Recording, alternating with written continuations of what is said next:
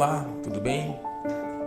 Quem fala aqui é Padre Vitor, eu sou o pároco da Paróquia Santa Catarina de Alexandria e em parceria com a Paróquia Santuário Guadalupe é que iniciamos uma parceria no sentido de fazermos podcasts ou videocasts com relação aos textos sagrados da Escritura.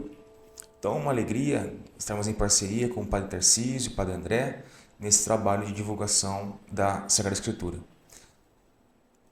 Para falarmos sobre a Sagrada Escritura, é preciso que nós tenhamos em mente alguns detalhes importantes.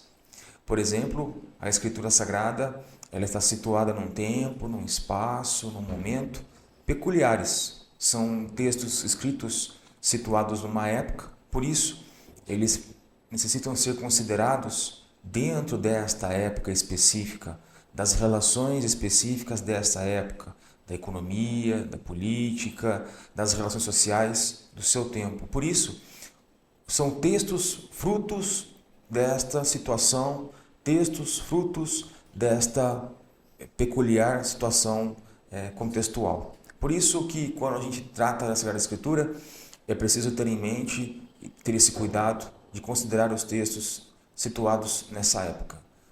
O texto sagrado do Novo Testamento, ano 100, ano 200, os textos posteriores dos evangelhos apócrifos, um pouco mais que isso, um pouco antes que isso.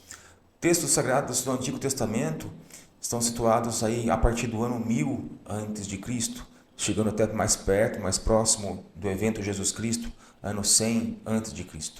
Por isso, então, é importante ter esse cuidado, ter em mente que nós não podemos olhar com o texto sagrado, com o nosso olhar de hoje, contemporâneo da nossa época, mas entendê-lo o máximo possível que nós pudermos na época em que eles foram redigidos, em que eles foram produzidos. Para falar sobre a Sagrada Escritura, é preciso ter em mente também que a Bíblia não é apenas um livro, mas ela é um conjunto de livros. A palavra Bíblia, ela é plural da palavra biblos. É plural dessa palavra biblos, por isso então Bíblia significa então um conjunto de livros situados dentro dessa especificidade. Hoje em dia, a Igreja Católica e a pesquisa bíblica compreende o texto sagrado como fruto de uma experiência iluminadora, no caso do Novo Testamento, das primeiras comunidades judaico-cristãs. Isso mesmo, nós não entendemos o cristianismo como um movimento puro, mas ele é oriundo, ele nasce dentro do judaísmo. Ele traz as influências todas do judaísmo. Por isso que nós dizemos então que a Bíblia ela sofre essa influência também do judaísmo. É muito curioso a gente pensar que o cristianismo nasce como um movimento puro, pronto, acabado. Não.